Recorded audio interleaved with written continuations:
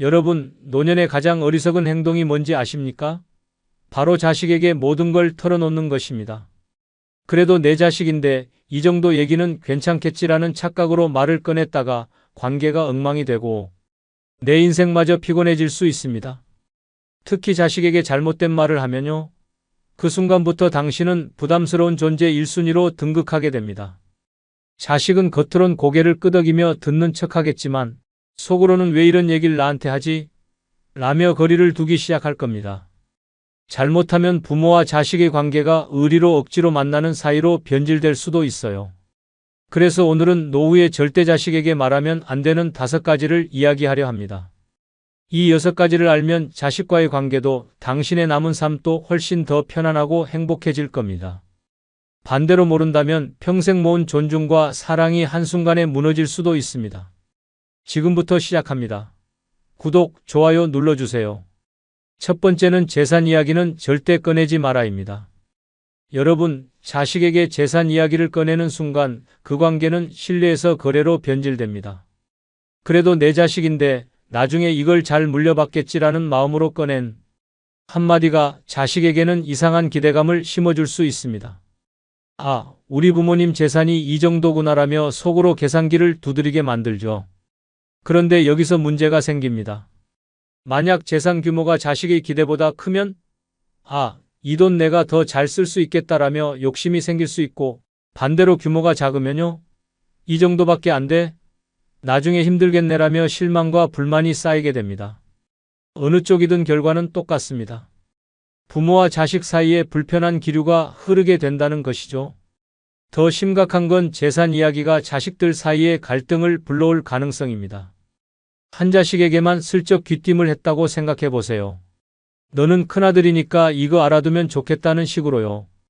그 말이 결국 다른 자식에게 흘러가면 형제간의 신뢰와 유산 다툼의 씨앗이 싹트게 됩니다.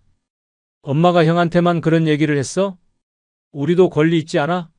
라며 서로 불편한 감정을 갖기 시작할 겁니다. 심지어 재산 이야기는 부모 자신의 자유를 구속하는 올가미가 될 수도 있습니다. 자식이 부모의 재산 규모를 알게 되면 그 순간부터 이건 이렇게 쓰셔야죠. 그 돈은 나중에 남겨두셔야 하지 않겠어요? 라는 간섭이 시작될 가능성이 큽니다. 한번 들어본 경험 있으신가요? 자식이 은근히 당신의 소비를 통제하려 드는 모습 말입니다. 결국 당신의 돈인데도 그 돈을 어떻게 써야 할지 고민하며 눈치를 보게 됩니다. 결론은 간단합니다. 재산 이야기는 자식에게 절대 꺼내지 마세요. 노년의 내 돈과 내 자유를 지키는 가장 현명한 방법은 내 자산과 관련된 모든 정보를 철저히 비밀에 붙이는 겁니다. 자식에게 재산 이야기를 하느니 차라리 내가 평생 모은 돈을 평화롭게 쓰면서 나를 위해 살겠다고 다짐하는 게 더 낫습니다. 재산 이야기는 입 밖에도 내지 마세요. 독자분의 실제 사연 하나를 말씀드리겠습니다. 60대 중반의 박 씨는 은퇴 후 자식들에게 나중에 혹시 무슨 일이 생기면 이 재산은 이렇게 나누자며 재산 이야기를 꺼냈습니다. 큰아들에게는 너는 장남이니까 이 집은 내 몫이다라고 했고 작은아들에게는 너도 걱정 마라. 통장에 따로 넣어둔 돈이 있다며 안심을 시켰죠. 처음엔 자식들도 고개를 끄덕이며 별 문제 없어 보였어요. 그런데 며칠 뒤 폭풍이 몰아치기 시작했습니다. 큰아들이 먼저 불만을 터뜨렸습니다. 엄마, 요즘 집값이 얼마나 비싼데 이 집만 주시면 작은아들이랑 형평성 안 맞는 거 아니에요? 작은아들도 가만히 있지 않았습니다. 형은 집을 받고 난 돈 몇 푼 받으라고요? 그건 너무 불공평하잖아요.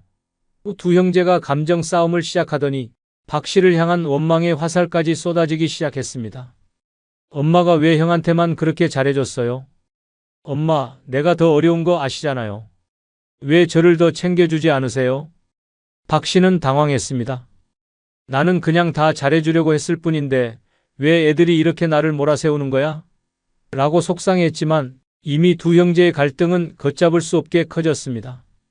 형제간의 불신은 깊어졌고 박 씨는 두 아들의 얼굴을 볼 때마다 죄책감과 부담을 느꼈습니다. 결국 두 자식은 박 씨의 말을 곡해하며 유산을 둘러싼 싸움으로 관계를 완전히 깨뜨렸습니다. 더 황당한 건 박 씨가 아직 살아있을 때 내 재산을 내가 잘 쓰겠다고 선언하자 자식들이 이렇게 말한 겁니다. 엄마, 그건 아니죠. 우리가 나중에 써야 할 돈을 다 쓰시면 어떡해요? 박 씨는 그제야 깨달았습니다. 재산 이야기를 꺼낸 순간부터 자식들에게 나는 부모가 아니라 은행장이 돼버렸구나. 이 사례는 재산 이야기가 얼마나 큰 갈등의 씨앗이 될 수 있는지를 보여줍니다.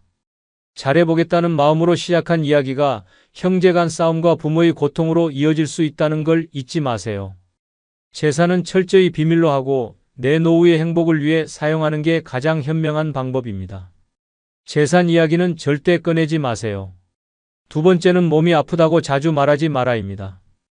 여러분, 나이 들면 여기저기 아프고 불편한 데가 생기는 건 자연스러운 일이죠. 하지만 그걸 자식에게 자꾸 말하기 시작하면 어떤 일이 벌어질까요? 처음엔 자식도 걱정하는 척합니다. 엄마, 어디가 불편하세요? 병원은 가보셨어요? 라고 묻죠. 그런데 그게 한두 번이면 몰라도 매번 같은 이야기를 듣다 보면 점점 다른 표정을 보이기 시작합니다. 엄마, 병원비는 괜찮으세요? 또 검사해야 하나요? 걱정하는 것 같죠? 사실 속으로는 왜 매번 나한테 이런 얘기를 하지? 라고 생각하고 있을 가능성이 높습니다. 한 번은 걱정이지만 자꾸 반복되면 부담으로 다가옵니다. 그 부담이 쌓이다 보면요. 자식은 부모의 전화를 받을 때마다 숨부터 내쉬게 됩니다. 이번엔 또 어디가 아프시다는 걸까? 라는 생각이 머리를 스칩니다. 더 심각한 건 건강 이야기가 자식에게 과한 책임감을 심어준다는 겁니다.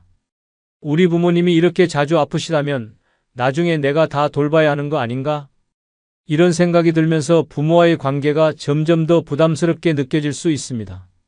자식이 피곤함을 느끼는 순간 부모는 오히려 의지하고 싶었던 자식과의 거리만 멀어질 뿐이죠. 심지어 자식들이 부모의 건강 이야기를 과대 해석하기 시작할 때도 문제입니다. 이러다 부모님이 혼자 못 계실 수도 있겠네. 빨리 대책을 세워야겠어. 라며 갑작스럽게 동거나 간병 문제를 들이밀 수도 있습니다. 그런데 문제는 그 순간부터 부모가 원하지 않아도 자식이 일방적으로 간섭하게 되는 거죠. 여러분, 몸이 아픈 건 병원에서 해결하세요. 자식에게 너무 솔직하게 말하는 게 도움이 될 거라고 생각하지 마세요. 오히려 난 괜찮아. 잘 관리하고 있으니까 걱정 말아라고 안심시키는 말이 더 자식과의 관계를 편안하게 유지해 줍니다. 몸이 아프다고 말하는 건 순간의 위로일지 몰라도 장기적으로는 부담과 갈등을 초래할 수 있습니다. 내 건강 문제는 내가 관리하고 자식에게는 부담 대신 믿음과 안심을 주는 부모가 되세요. 그게 진정한 지혜입니다. 세 번째는 자식의 인생에 간섭하지 마라입니다. 여러분, 부모가 자식 인생에 간섭하는 건 아주 오래된 전통 같은 겁니다. 너 이번에 승진 안 했니? 며느리는 언제 일을 그만둘 거야? 손주는 언제 가질 거냐? 이런 말들이 얼마나 자식을 불편하게 만드는지 가끔은 전혀 눈치채지 못하시죠? 문제는 나이가 들수록 부모의 간섭이 더 부담스럽게 느껴진다는 겁니다. 자식들은 나이가 들수록 스스로를 독립된 어른이라고 생각합니다. 그런데 부모가 자꾸 넌 왜 그 모양이냐? 는 식으로 참견하면 자식들은 속으로 내 인생 내가 알아서 할 테니 제발 좀 가만히 계세요라고 외치고 있을 겁니다. 더 심각한 건 이런 간섭이 자식과 부모 사이에 불필요한 갈등을 만든다는 점입니다. 자식은 이미 충분히 스트레스를 받고 있는데 부모의 말 한마디가 기름을 붓는 격이 될 수 있죠. 예를 들어 결혼하지 않은 자식에게 언제 결혼하냐고 계속 묻는다면 자식은 부모와의 대화를 피하기 시작합니다. 또 그 얘기하려고 전화했겠지라며 부모와의 거리가 더 멀어지는 겁니다. 간섭은 절대 해결책이 아닙니다.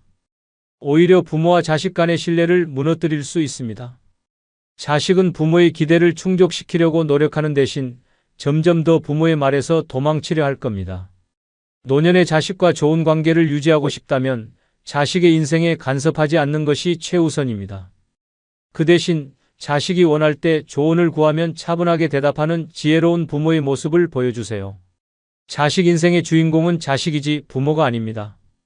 간섭 대신 지켜봐 주세요. 그게 자식과 부모 모두를 위한 길입니다. 네 번째는 며느리나 사위 뒷담화는 절대 금지입니다. 여러분, 부모로서 자식의 배우자, 그러니까 며느리나 사위에 대해 불만이 생길 때가 있죠? 며느리가 좀 눈치가 없네. 사위가 뭐 그리 무뚝뚝하냐.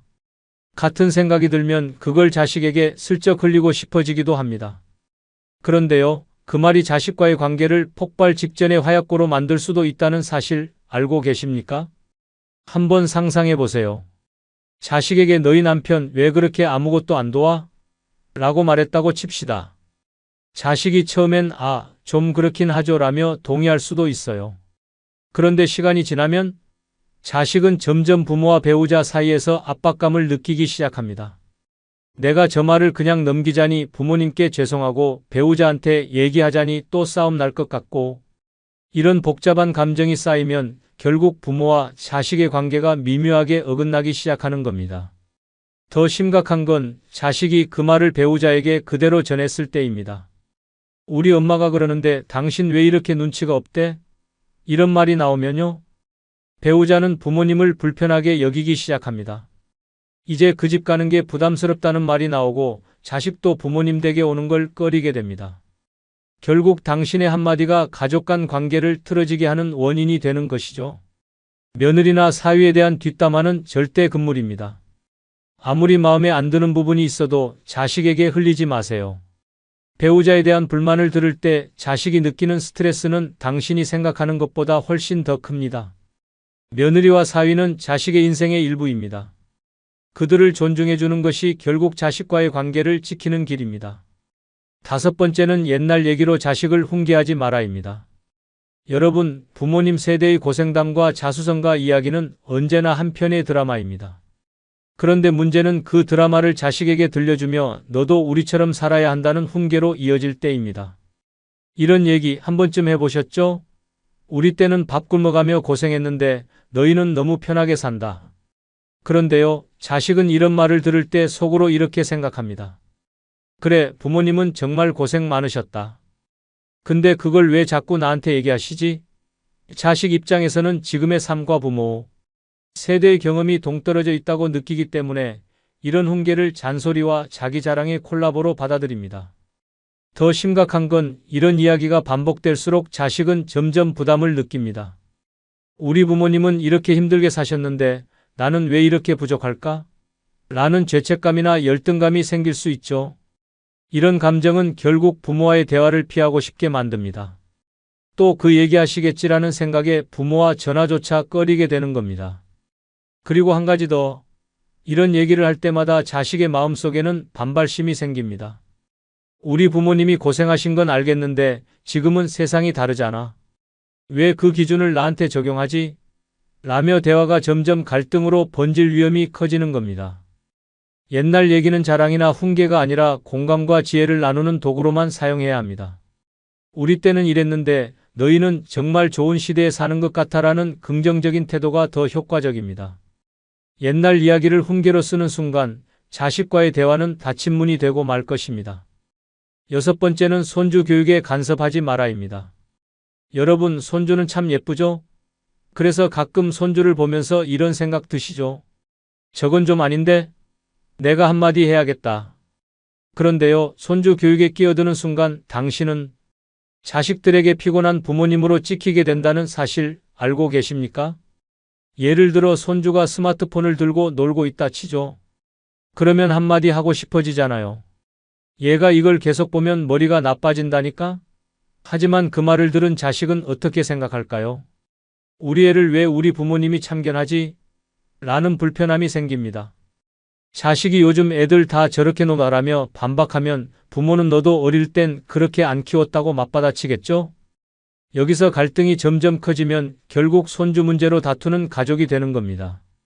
더 큰 문제는 이런 간섭이 자식의 자존심에 상처를 준다는 겁니다. 내가 우리 애를 잘 못 키운다고 생각하시나? 라는 생각이 들면 자식은 부모님에게 점점 거리를 두려는 태도를 보이게 됩니다. 나중에는 손주를 데리고 부모님 댁에 오지도 않을 가능성이 커지죠. 그리고 손주가 듣는 앞에서 자식을 교육 방법으로 지적하는 건 최악입니다. 손주는 우리 부모님이 할머니한테 혼나네? 라고 느끼고 자식은 내 앞에서 애의 교육 방식까지 지적하시다니라며 속으로 화를 사기게 됩니다. 손주는 자식의 자녀입니다. 그 아이의 교육은 부모의 몫입니다. 간섭하지 말고 그냥 귀엽게 봐주고 사랑만 듬뿍 주세요. 손주를 키우는 건 자식이고 당신은 그저 행복하게 웃으며 지켜보는 조력자가 되는 것이 최선입니다. 노후에는 자식에게 기대지 않고 스스로 행복을 찾는 부모가 진짜 멋집니다. 자식과 적당한 거리를 유지하며 말을 아끼고 존중을 주는 것이 자식과의 관계를 오래도록 편안하게 유지하는 비결입니다. 이제는 무거운 말 대신 가벼운 웃음과 따뜻한 한마디로 자식과의 관계를 더 풍성하게 만들어 보세요. 말 한마디가 당신의 노후를 바꿉니다. 그럼 다음에 더 좋은 영상으로 찾아뵙겠습니다. 구독, 좋아요 누르시는 거 잊지 않으셨죠? 감사합니다.